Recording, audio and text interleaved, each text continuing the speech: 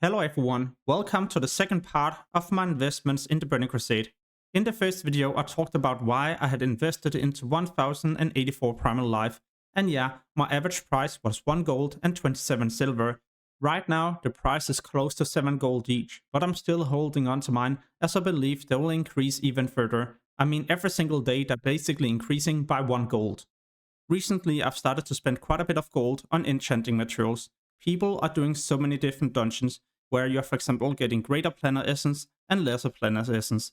As long as I can get 3 lesser planar essence for the same price or cheaper than a greater planar, well then I'm buying those. And because people are doing dungeons and leveling up, well then these materials are right now so cheap. But I definitely believe they will increase a lot more when people are no longer leveling or doing as many dungeons. It's the exact same with small and large prismatic shards, and you gotta remember that many people are currently not enchanting their green or rare items. They're waiting for Karasan and tier 4 loot before they will spend hundreds of gold enchanting their items. At least this is what I see whenever I do heroics. This is where yet another material becomes important, Nexus crystals from classic content, or well, mainly people disenchanting epic items from classic content, and there's many people with tier 1 or 2 items being disenchanted as they're getting new insane rare items in the Burning Crusade. The reason why the Nexus crystal is important is because you can transform one of these into a small prismatic shard, and 3 small prismatic shards, or well 3 Nexus crystals, is equal to a large prismatic shard. In my case I've therefore purchased so many of these, and my average price for a Nexus crystal has been close to 1.65 gold. In other words, I've been able to get a large prismatic shard for less than 5 gold each. The last enchanting material I will highlight is void crystals.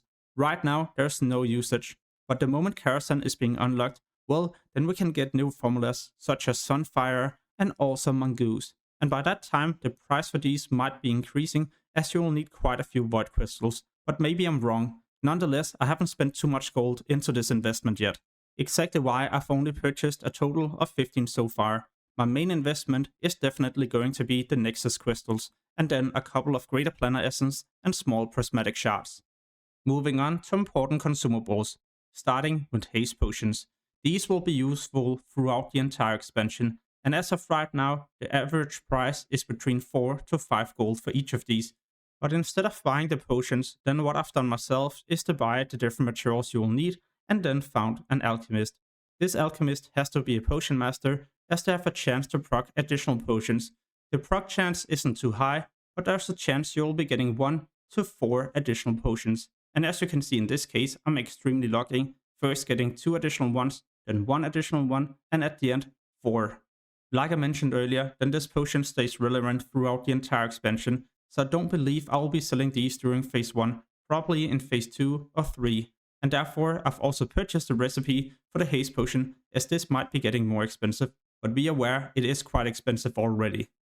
Talking about consumables, then I'm still buying super mana potions whenever they're below 1 gold. I believe they will increase in price the moment tier 4 raids are being released. No matter what, if it doesn't turn out to be a great investment, well then I've got enough super mana potions for the rest of the expansion. I'm still buying as many flame caps as possible. My average price is now close to 1.2 gold for each of these, and in my opinion they will be getting more expensive due to the inflation and people who will continue to min-max throughout the entire expansion. But who knows, maybe I'm going to be wrong. I'm still holding on to my dark runes as I believe they will be getting more expensive in phase 2. It all depends if tier 5 raids will be in post or pre-nerf conditions. There's a particular item I don't see many people talk about anywhere, and it is the different scrolls, especially Scroll of Agility. The reason why I didn't mention these earlier in the video is simply because I would like to reward those of you still watching, at least if this turns out the way I'm hoping for. So what I've done myself is to buy these whenever they have been below 2 gold each, and as of right now I'm sitting at more than 500.